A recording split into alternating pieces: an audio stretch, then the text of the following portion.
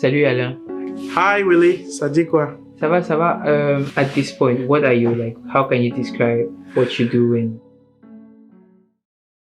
Okay, what I would say is I'm a medical doctor by training, and I would describe myself as a pharmaceutical physician, meaning that I'm a medical doctor that is not a clinician. I don't work in a hospital. I work for a pharmaceutical company. Currently, my job title is medical science liaison. Basically, what I do is I am the liaison between the pharmaceutical companies and the stakeholders, external stakeholders, the physicians, the nurses, every other person who is looking up or who has like the patients themselves, anybody who has like any relationship with the pharmaceutical industry.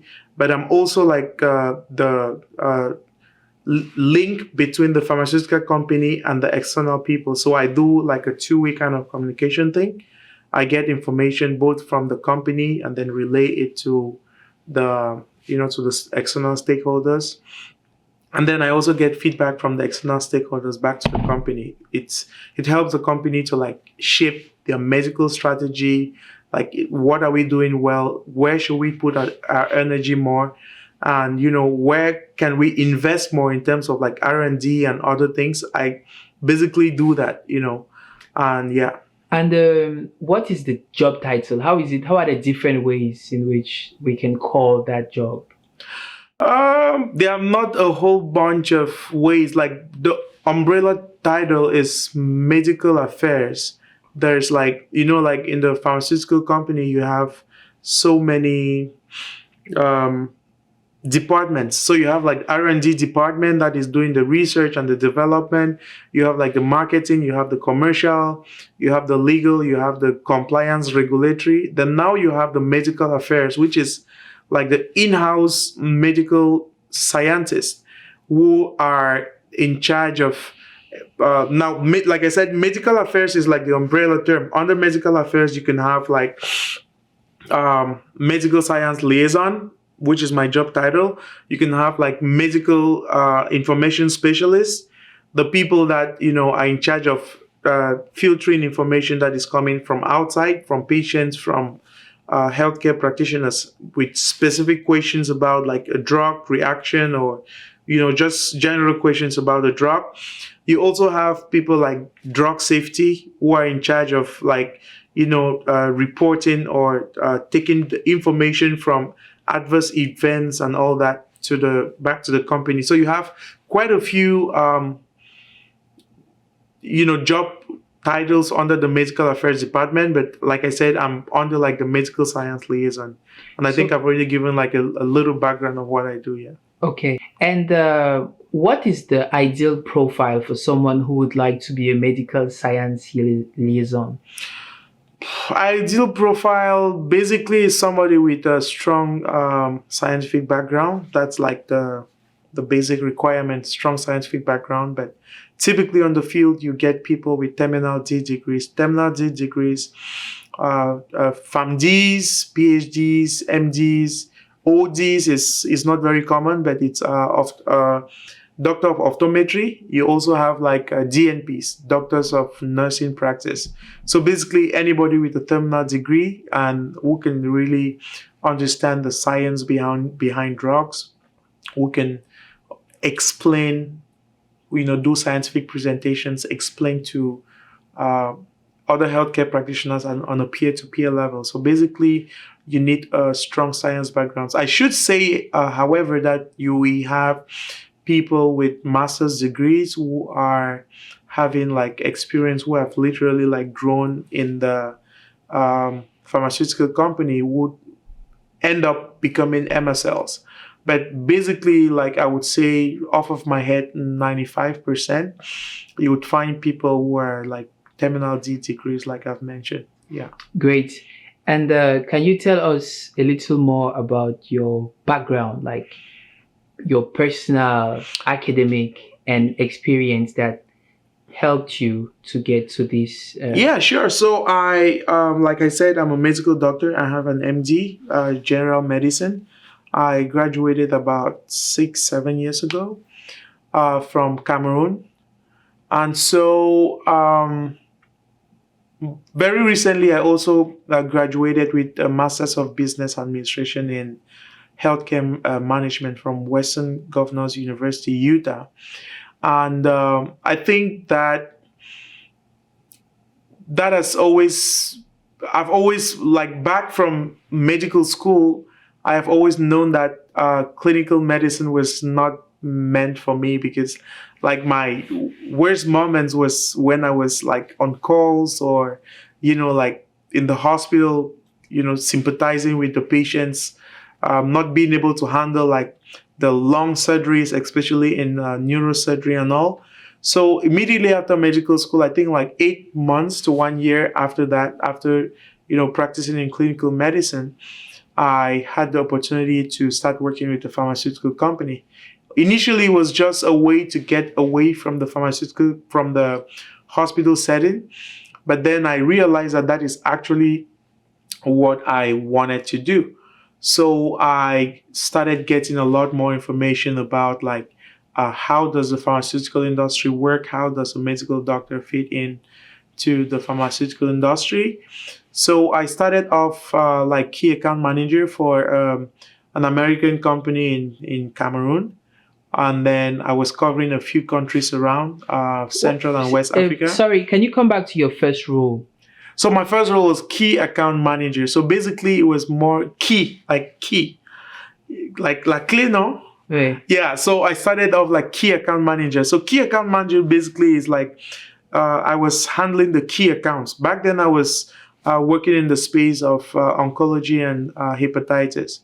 So after that, after a couple of years, I got promoted to medical manager. So I was covering basically like French and sub-Saharan Africa. Like I covered parts of East Africa, West Africa. I covered like a bunch of countries. Actually, I covered like Tanzania, Kenya. I covered Nigeria. I covered Togo. I covered Senegal. Almost like 10 countries. I had oversight in this country. So I was like the medical manager, ensuring that the medical, the medical information that was going out from the company was aligned with, like the local regulation, ensuring that, the sales teams were well trained, ensuring that, we had all the queries responded by the team. I was like the link between like the local team and the global medical team. So I had more like a broad medical affairs role. So from there, you went directly to Canada? Yeah. So from there, I moved to Canada, I think like about 2 years ago.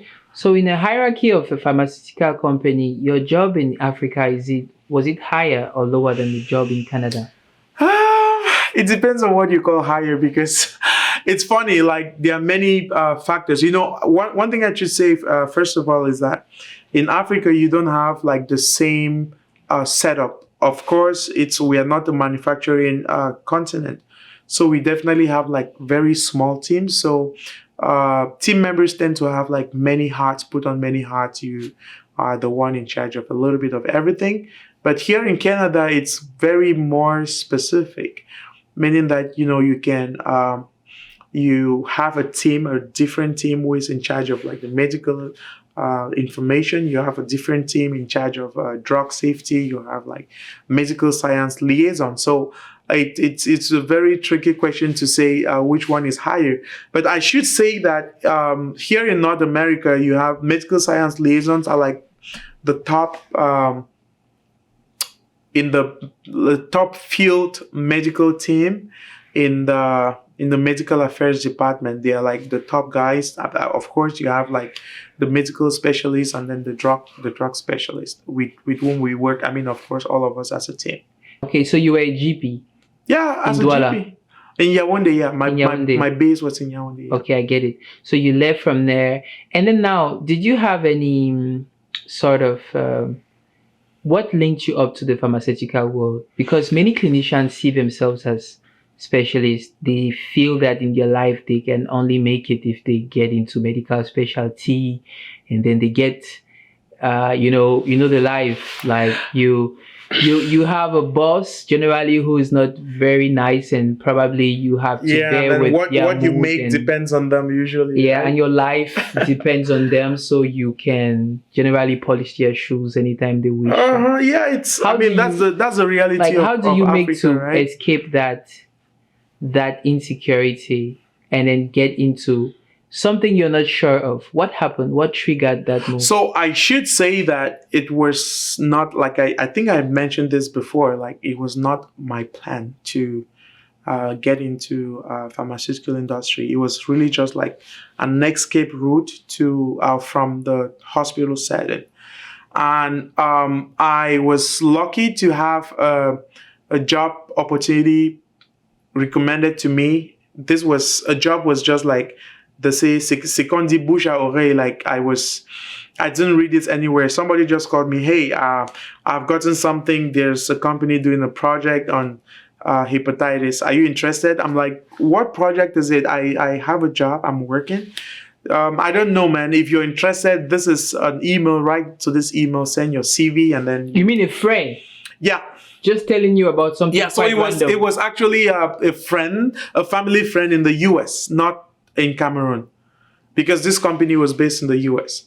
So, are you interested in this job? Do you want to, do do something like that? And you just naively applied. Yeah, I said, yeah, let me see. Maybe it's something about, I always had an idea of like, I love doing projects, like things out of the clinical setting, right? Like, okay, yeah, maybe if it's a project, it's going to run like for 6 months, and then I'm going to cash out some huge amounts, and then, like, I would just be rolling and all. What was your plan at that time? Did you want to? Well, honestly, my plan was just, like I was just trying to get an experience and then go and do an MPH, because at some point I was like, oh, maybe, because when we're in school, you would remember, Willie, that a lot of people usually spoke of like public health. Je veux faire santé publique. I always looked at the public health guys, put it on the suits. I'm like, okay, yeah, that's what I want to look like. Yeah, it's cool. Yeah, you just go conference. Yeah, so I just wanted to be cool, like attend meetings and then give high level reports. But that's what you do now.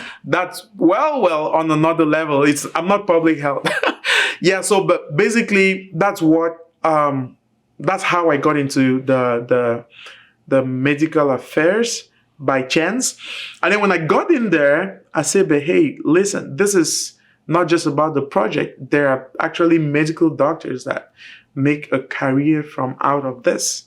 Then I started looking into it. What does it take? Like I started looking at positions, not just in Cameroon or in Africa. I started looking at positions on LinkedIn. I'm like, okay, this person is the medical director for this company. This person is this, and he has a background as a medical doctor. So what can I do to be like him? Then I saw this certification, board certified medical affairs specialist. So it was basically like training people like PharmDs or Terminal D holders on, how to break into the pharmaceutical industry. So I think that's where everything changed, because I took the course and it gave me a broad idea of what the pharmaceutical industry is and how a medical doctor fits in. So that is really where my eyes opened up. I'm like, oh, okay, I think this is where I want to be. So I just want to precise, there was no choco like we see in Cameroon. Well, there was no real, you didn't have a special recommendation from someone with whom you're doing strange meetings in the night. It was just like an application and you being selected for this role that made you interested in pharmaceuticals, and you got into this world, and here you are with your career in Canada working as a medical science liaison. Listen, how much was I earning back then, man? I think, je crois que je gagnais peut-être 150,000. So if we're talking of bribe, who was I going to bribe? I was talking with people I had never met. 150,000 où? Like my previous job. Before like working in the hospital as a fresh graduate, I was making 150,000. You talk about 500,000. I'm talking while I was in the hospital. When I got this opportunity, I was a medical doctor in a hospital. So I was making 150,000 as a medical doctor in a hospital. This was before I joined pharmaceutical industry. So right? the $100,000 you talked about was in the pharmaceutical industry. Yeah, from the pharmaceutical industry. Okay, I get it. Yeah, that is the range from the pharmaceutical industry. And yeah, so I was not making much. I didn't know people. I was talking with people. I interviewed with a bunch of people. I think just one of them was Cameroonian. There was like an Ivorian, there was an Indian, there was an American. I interviewed with 4 of them. So first of all, okay, assume that you want to, bribe. Who are you going to bribe? I didn't know nobody. I didn't know their portfolio and all that. So Oh, you talked about your salaries in Cameroon, but you didn't say, or in Africa, you didn't say anything about the salary range of the job holders of like the job that you do. well, I think it's publicly available online. Anybody can Google the salary range of a medical science liaison. Usually they would start from, in Canada and in the US, they would usually start like from 120, 130, usually. And then it goes up based on your experience, based on your negotiating power, based on, a whole bunch of things, your skill sets and how it's relevant to that job. How long did it take for you to land your first job in Canada from where you left? You left from an African country. Was it Senegal or? Well, I was always traveling like Senegal, Cote d'Ivoire, and all around, but I was always based in Cameroon. Okay. I know, like, you think that many people think that at some point I was not in Cameroon because I was almost always traveling for either a meeting or a training or something here and there. And so, but yeah, I moved from Cameroon directly to Canada, and I got my role in like, I would say 2 or 3 months. And then how hard was it? Did they consider your interview? Did they consider your past experience, your degrees and all that? Of course, if there is this myth that when you come to Canada, you have to start from the beginning, so you have to go back to school. Well, it depends on. I would speak for myself. I wouldn't go to like the other branches that I don't know. I would say, however, that in the medical sector is very particular in the sense that you have a lot of transferable skills. A patient in Cameroon is the same as a patient in Toronto, is the same as a patient in the US, is the same as a patient in Senegal, right? So I think that there are some of those skills that you can transfer. But I think the one thing that I had an advantage was the fact that this medical affairs sector doesn't deal directly with patients. So we don't meet patients. We probably meet like patient advocacy groups. We probably meet like, associations, medical associations, but we don't meet with patients. So the regulation in terms of like prescription and all, we cannot prescribe, of course. So yeah, there are definitely transferable skills for someone coming with a medical degree from Africa. I think what made a huge difference for me is the fact that I already had prior experience with a multinational company before coming to Canada. So does it mean that you didn't have to take back to do any specific exam for your medical degree to be considered valid in Canada for this role? You didn't have to take any particular exams. You could like just they really considered your medical degree from Cameroon. They considered all your experience that you got from Africa. Je dis, depuis que je parle là, je ne parle pas comme médecin. Je parle pas comme un médecin. I mean, when you speak, there is one thing, right? When you are sure about your stuff, there is something that you can't replace experience. I think that the difference that I brought in was the fact that I think it's from the way I spoke. I gave them details of projects that I've already done. It's true, of course, they'll do like background check to be sure that, okay, is this guy really a medical doctor? But I think that they do that usually when they already have given you an offer. They're just trying to, just due diligence. They just want to be sure that everything looks good and as it really is and stuff. But of course, yeah, I'm working now as an MSL because I am a medical doctor trained in the University of Douala, Cameroon. Okay, so what's the way forward? In terms of what? Yeah, I mean, of course, like I've said, there are a lot of opportunities, and I would, if I were to advise my younger ones, or maybe anybody who is trying to like transition into the pharmaceutical, I would say you can definitely look into it. It's a very broad field, and I think Africa is very. We have not started with these roles yet because we don't produce any medication. But I think in the years to come, we are having a lot of projects by the big pharmaceutical companies that are trying to set up manufacturing in Cameroon, in Africa in general. And I think this kind of roles are going to be coming in a lot more. And so I think that contrary to popular belief that a medical doctor should be only in the hospital, I don't think so. I think you can make a difference out of the hospital. You can make a difference as a policymaker, a health policymaker. You can make a difference as a healthcare manager. You can make a difference as a public health specialist. You can make a difference of course, as a pharmaceutical physician that I am. So you shouldn't limit yourself to only like becoming a specialist, a medical specialist, and doing stuff directly with patients. There are a lot of other ways. That's if you don't really feel that that's your calling. Mm-hmm. Definitely, whatever you do to be able to succeed in whatever you do, I think you should be passionate about it. And initially, I wasn't just going for the money. I was going first of all for job satisfaction, and then of course the money can come after, right? But if you're following just the money, you most likely are going to lose track and you're going to lose focus. So the idea is to really go for what you love, and then the money is going to follow you after that. Great. I think that's what I did. That's a very good piece of advice there. So what's the way forward in your career? Do you plan on like continuing to get like higher roles on the hierarchy, trying to get promotion? Are you planning on investing here? Are you planning on having a career here or elsewhere? How do you feel it? How has Canada been so far? Well, Canada has been good. We are definitely learning a lot from the well-developed healthcare landscape.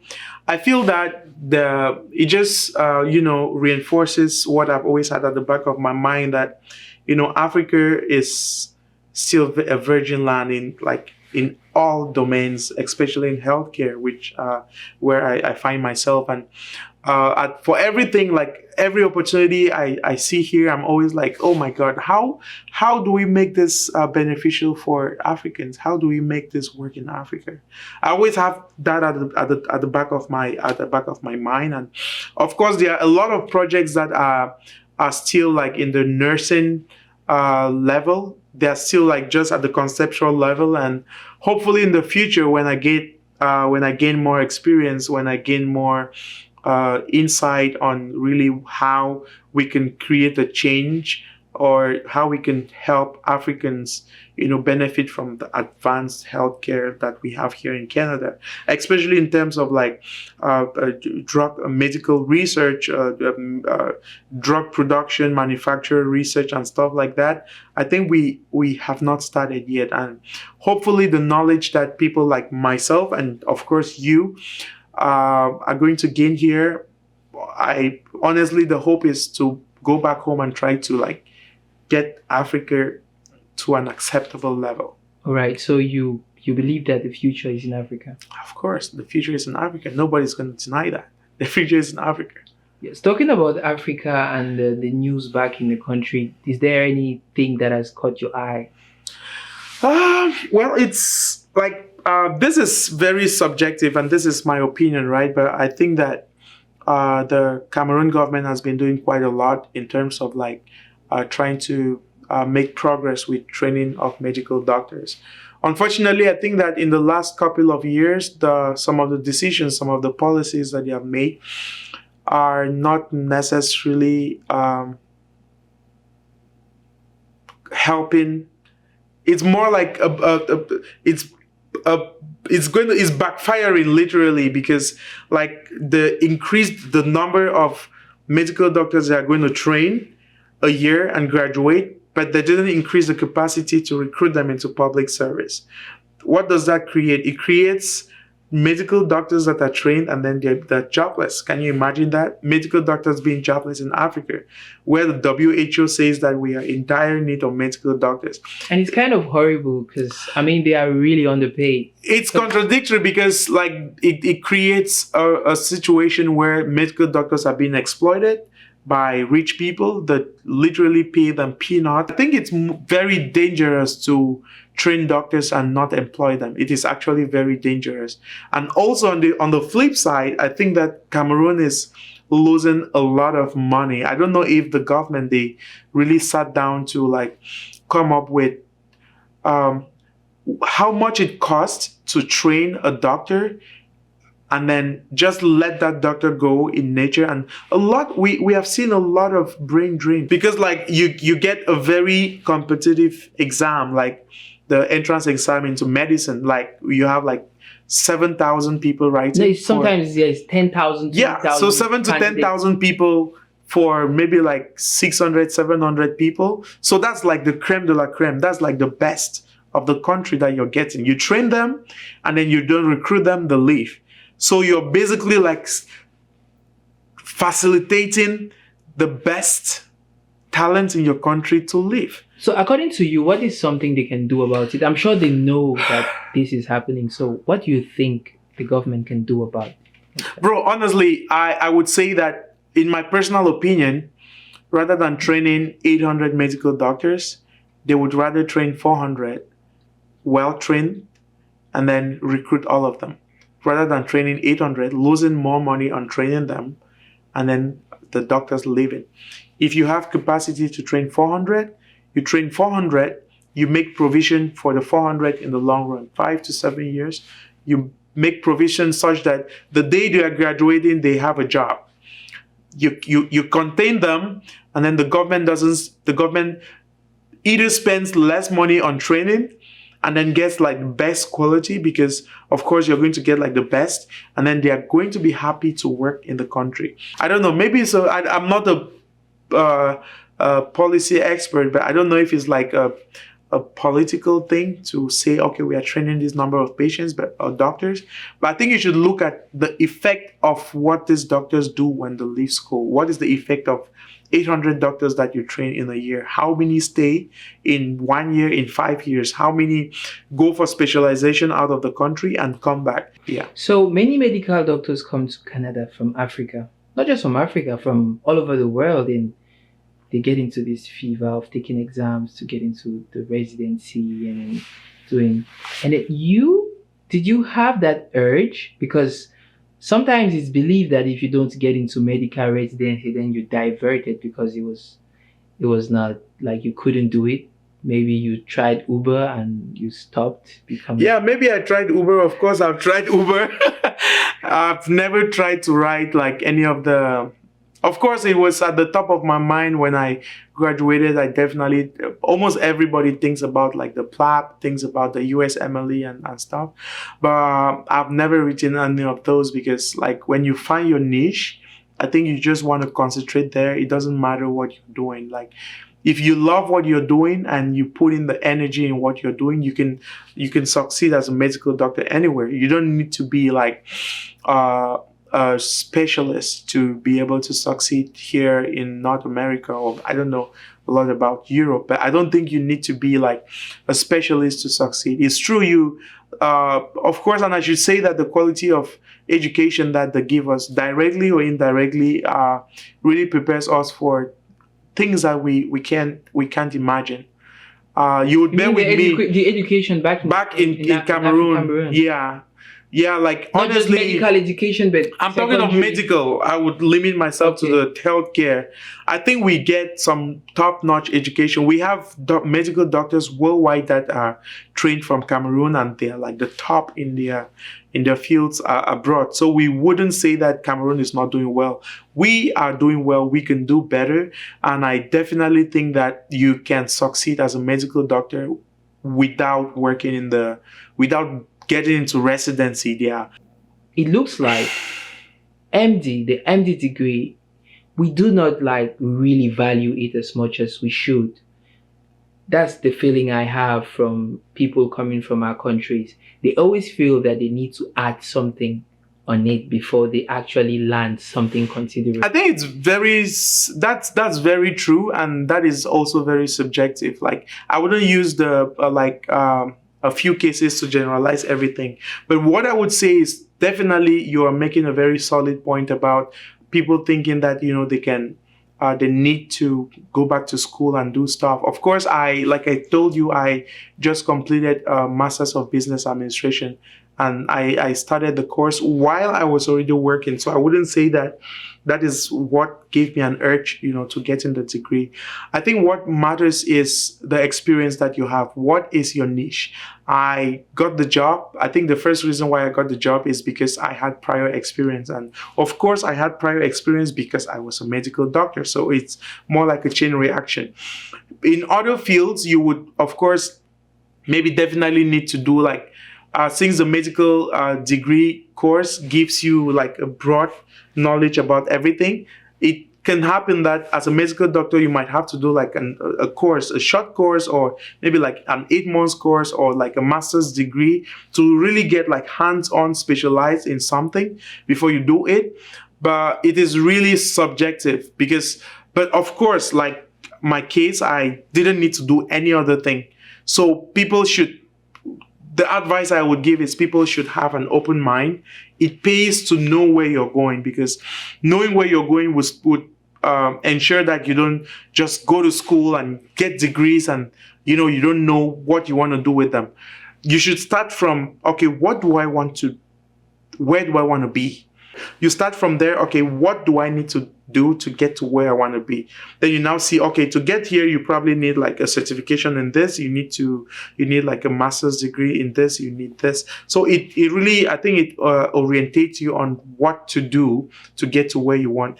But if you start from like, okay, I just want to have a master's degree, I want to go to school to have this, it kind of like, you don't know where you're going, because tomorrow, if they say, okay, there is this other thing, then you say, oh, maybe I should try this. It wastes you time. It wastes a lot of time. And then I think that usually it pays off to know what you want to be, and then you can start work from there backwards. Is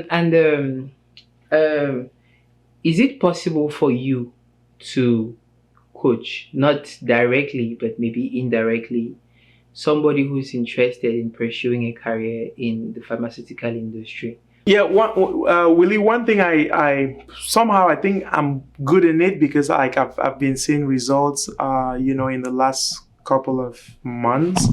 I have actually coached. Is coaching the right word? I've actually spoken to people who were aspirants, and I groomed them to, through the interview process, telling them what they need to do and stuff. But I would say that like 100% of them have been people that I met on LinkedIn. No Cameroonian, probably like no. I haven't been reached out by any African medical doctor. I've been reached out by a whole lot of like PhDs from North America, like especially in the US. I've been reached out by a lot of pharmacists who want to like transition into the medical affairs role. I think I've been instrumental. I can remember like 3 of them who have gotten roles after we spoke. I wouldn't say that I'm the one that made them, get the job, but I think that I contributed my 2 cents to, giving them a broad idea of what to expect through like the transition, the recruitment process. Yeah, so definitely, yeah, I think that, I am more than open to talk with anyone who is interested in doing a transition into the pharmaceutical industry. All right, so I can leave your LinkedIn, or what do you prefer? Oh yeah, LinkedIn is, I like LinkedIn more. Like I like LinkedIn because when you reach out to me, I can look at your profile real quick, and then I know the kind of person that I'm dealing with. There's some people that just, they just want to waste your time. You know how precious time is here in North America. So I will probably just, redirect you. I love people that, come up with specific questions. People that I feel that they have done their homework and they just need me to complement it. I don't want people to just come and like ask me dumb questions. Like, how do I become? Yeah, but like you can just read that, Google that, anything you want to do. Like, how do I become an MSL? You can Google that. Like, what do I need to take? I love people that come to me with specific questions. Like, this is what I have read. This is I didn't quite understand this. Can you talk a little bit about this? I like specific questions. You wouldn't set up an appointment with me and say, can you tell me how to become an MSL?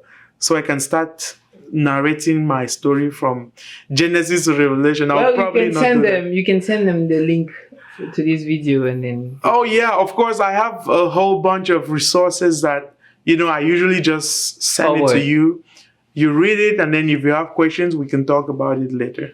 I will, like I said, I'm more than willing to help anyone who wants to have more information on any aspect that I've discussed tonight. Thank you so much. We'll definitely want to invite you for another discussion so that we keep updated on, because the objective of this chat is to share experience, something that we don't do often.